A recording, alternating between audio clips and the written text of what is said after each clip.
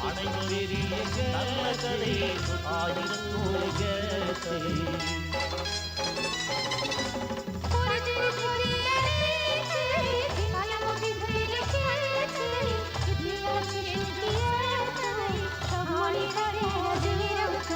அலிஃப் கதை கேளே.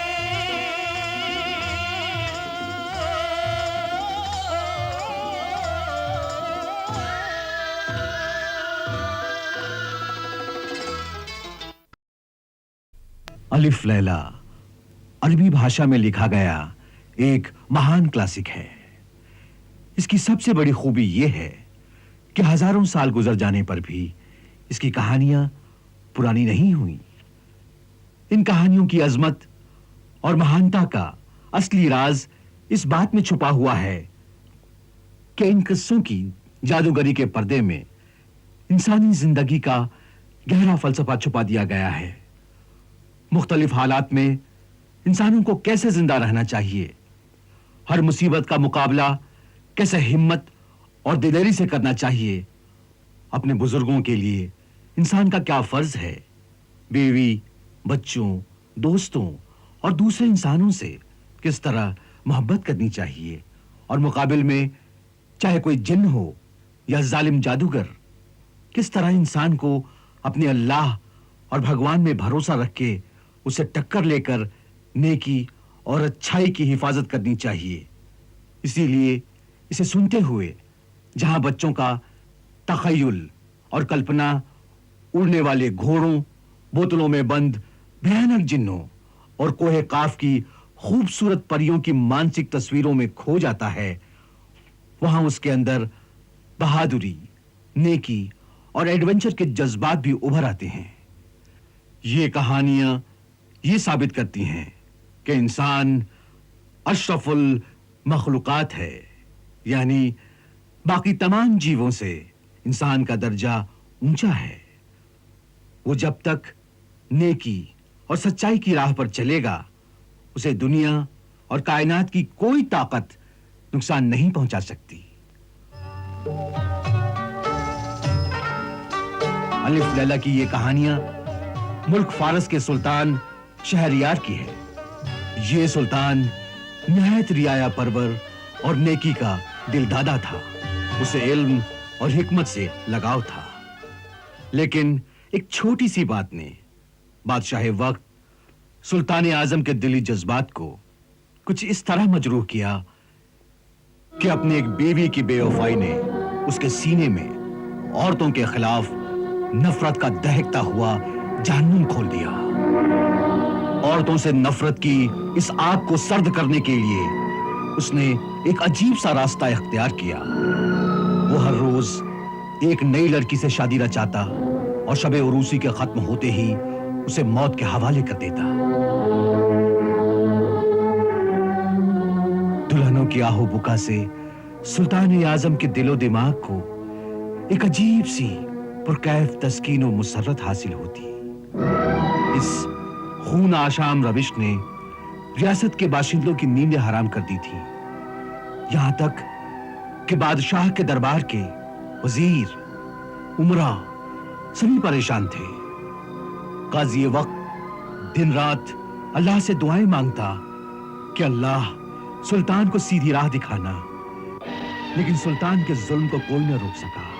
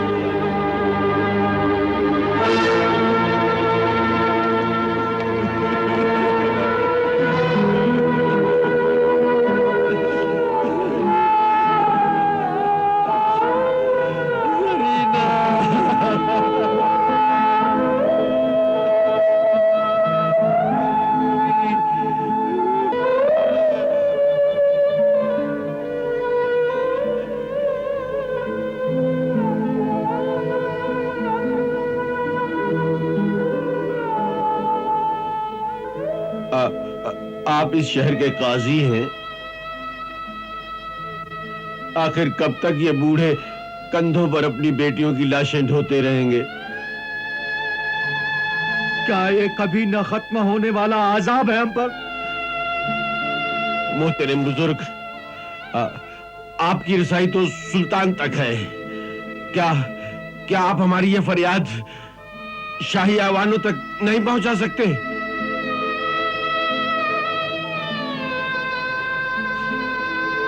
सुल्तान इस वक्त जुनून इंतकाम में मुब्तला है और जुनून अक्ल को खा जाता है।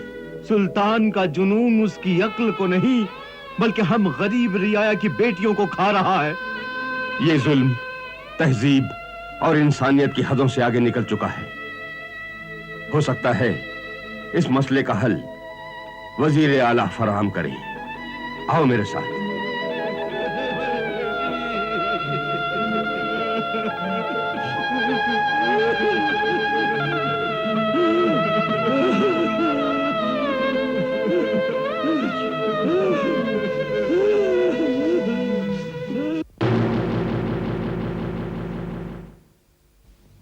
रुक जाओ, कहां जा रहे हो? मैं फरियाद लेकर आया हूं।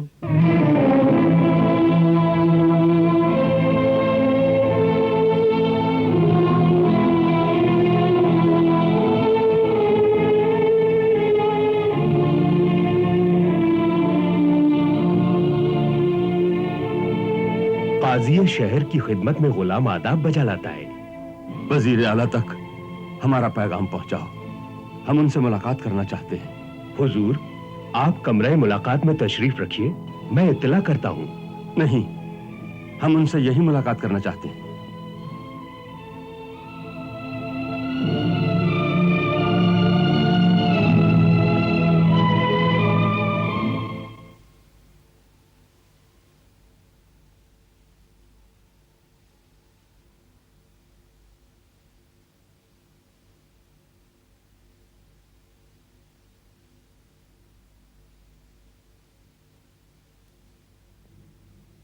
आलीजा, काजी शहर आपसे मुलाकात के मुतमन्नी हैं।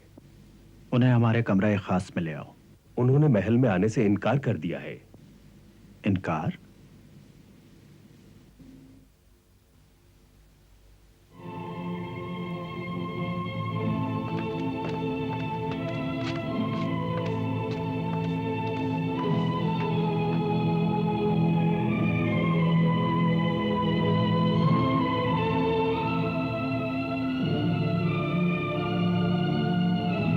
मोहतरम बुजुर्ग, अल सुबह महल पर आपकी तशरीफ आवरी ज़े नसीब। ऐ वजीर, आज शहर का मुंसिफ आपके दरबार में फरियादी बनकर आया है।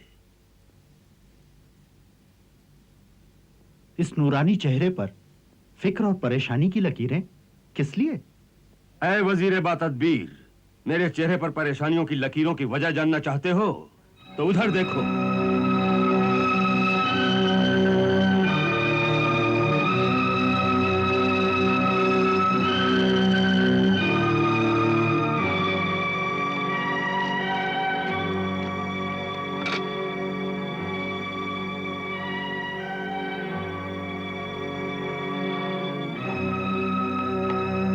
तस्लीम, कुछ लोग काजी मोहतरम के साथ एक लाश को लेकर वजीर आला के पास फरियाद लाए हैं।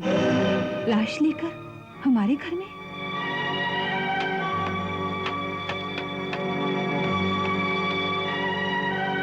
हुजूर, हुजूर, हुजूर, हुजूर, मैंने अपने खून की एक एक बूंद को पसीने में बहाकर अपनी बेटी को परवान चढ़ाया था ताकि ताकि अपने हाथों से उसे डोली में बिठाकर उसको विदा कर दूं। मगर मगर मगर अब किन हाथों से उसे कब्र में उतारूं? हुजूर, बताइए हुजूर, बताइए, बताइए।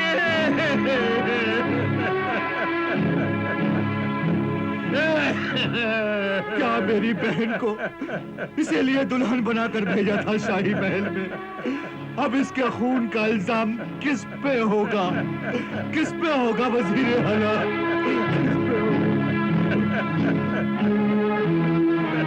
वजीर आला, क्या आप यही चाहते हैं कि हर मां सूरज निकलते ही अपनी बेटी के सुर्ख जोड़े को उतारकर उसे अपने आंचल का कफन पहना दे? क्या हर बाप अपनी बेटी के गम में रो रो कर अपनी आंखें खो दे? कि हर भाई अपनी बहन को मौत की दुआ दे? नहीं, नहीं मेरे बुजुर्ग, हम ऐसा हरगिज नहीं चाहते। तो फिर रोक दो इस जुल्म की आंधी को। कहीं इन मासूम जिंदगियों की आहें इस सल्तनत की बुनियादों को हिला कर न रख दें। लिल्लाह, लिल्लाह काजी साहब, अपनी जुबान मुबारक से ऐसे नामुबारक अल्फाज ना निकालिए। हम बहुत बेबस हैं। ये बेबसी कैसी है वजीर? आज औरत का तकद्दुस एक जाबिर बादशाह के पैरों तले कुचला जा रहा है। उस औरत का तकद्दुस जिसे अल्लाह ताला ने मां, बेटी, बहन जैसे रुतबों से नवाजा है। तुम्हें सुल्तान को रोकना होगा वजीर। आप जानते हैं मोहतरम काजी, अगर हमने सुल्तान को रोकने की कोशिश की तो उसका कहर सल्तनत में कोहराम मचा देगा। सुल्तान के कहर से डरते हो? अल्लाह के कहर से नहीं डरते? अगर खुदा का कहर नाजिल हुआ तो रूए जमीन पर कोहराम मच जाएगा। खुदा न खास्ता अगर ये बेटी आपकी होती तो भी आप इतने बेबस होते?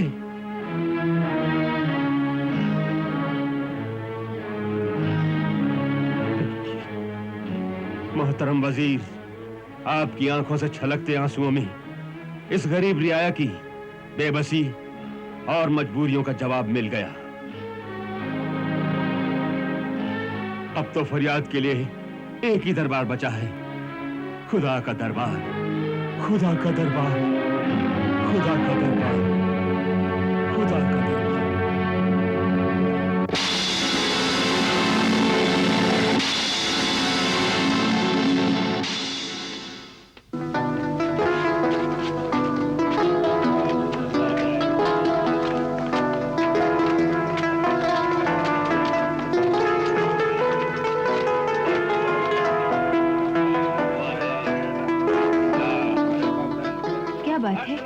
सब लोग कहाँ जा रहे हैं?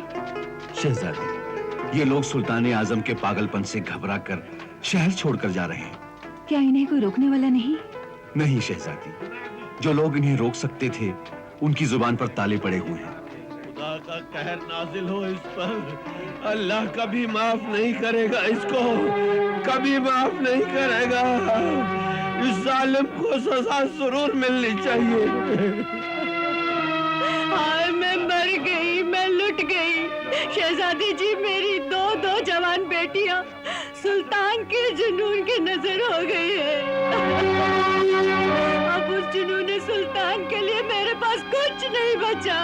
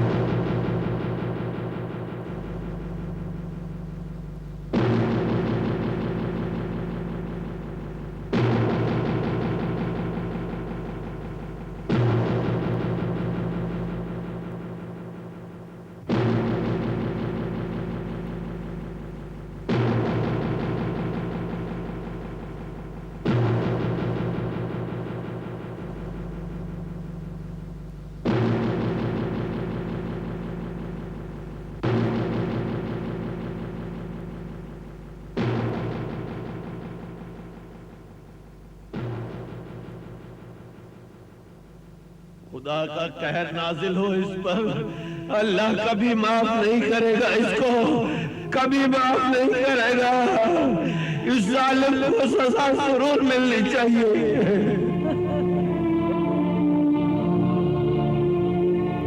हाय मैं मर गई, मैं लुट गई। मेरी दो जवान बेटियां सुल्तान के जुनून के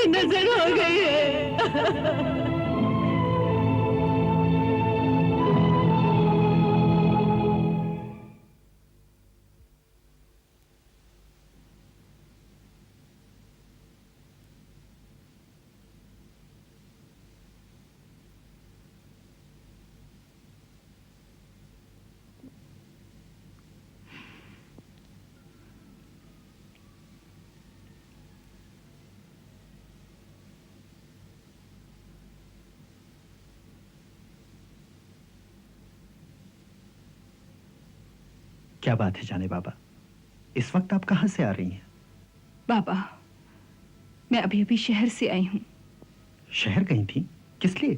अपनी आंखों से वो सच्चाई देखने जो काजी मोहतरम बयां कर रहे थे। तो फिर क्या देखा तुमने? बहुत कुछ। रोती पिलकती माएं, शिकवार फरियाद लिए चेहरे, और इसके साथ ये भी देखा कि खुदा की बनाई हुई सबसे खूबसूरत मखलूक औरत, जिसका वजूद आपकी सल्तनत में गुनाह माना जाता है। आपका सुल्तान ये समझता है कि औरत एक नागुज़ीर बुराई है, एक पैदाइशी वसवसा है, एक आरास्ता मुसीबत है। वो ये समझता है कि औरत शैतान के आने का दरवाजा है। ये तुम क्या कह रही हो बेटी? मैं सच कह रही हूँ बाबा।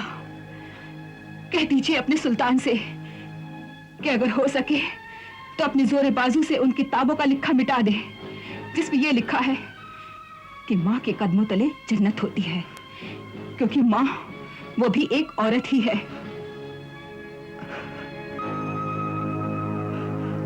मगर ये सब कैसे मुमकिन है? तो फिर सुल्तान के फितने को रोकना होगा बाबा। हाकिम वक्त बड़ा जालिम है, वो कत्लेआम मचा देगा, और फिर मैं दुनिया को कैसे मुंह दिखाऊंगा? हश्र में अल्लाह को कैसे मुंह दिखाओगे बाबा, जब हजारों बेगुनाहों के हाथ होंगे और आपका दामन? तो फिर मैं क्या करूं बेटी? कुर्बानी। कुर्बानी? ठीक है, तो मैं अपनी जान कुर्बान कर दूंगा। नहीं बाबा नहीं, आपको आपकी जान से अजीज चीज कुर्बान करनी होगी। हाँ? आपको आपकी बेटी जान से अजीज है ना बाबा? हाँ जाने बाबा, हाँ। तो फिर कुर्बान कर दीजिए मुझे, हाँ? ताकि कयामत के दिन मैं फख्र से कह सकूं कि मेरे बाबा गुनहगार नहीं। जहां वो रियाया की हजारों लड़कियों की जान ना बचा सकी, वहां उन्होंने अपनी बेटी की जान भी कुर्बान कर दी। मुझ पर नसीब का ये कैसा इम्तिहान ले रही हो तुम? इम्तिहान तो अल्लाह ने अपने पैगंबरों का भी लिया था बाबा, तो फिर हमारी भी साथी क्या? और फिर हम इतने खुदगर्ज भी क्यों बने कि दूसरों के गमों पर अफसोस तो करते रहें, और जब अपनी बारी आई तो हमारे पैर कांपने लगे। नहीं बेटी नहीं। बाबा, आपको वास्ता है उन बेगुनाहों का जिनका कत्ल कर दिया गया है। नहीं नहीं, आपको मेरी मोहब्बत का वास्ता। नहीं बेटी नहीं। आपको उस परवरदिगार का वास्ता बाबा, ये कुर्बानी आपका फर्ज है। मेरा पैगाम सुल्तान तक पहुंचा दीजिए।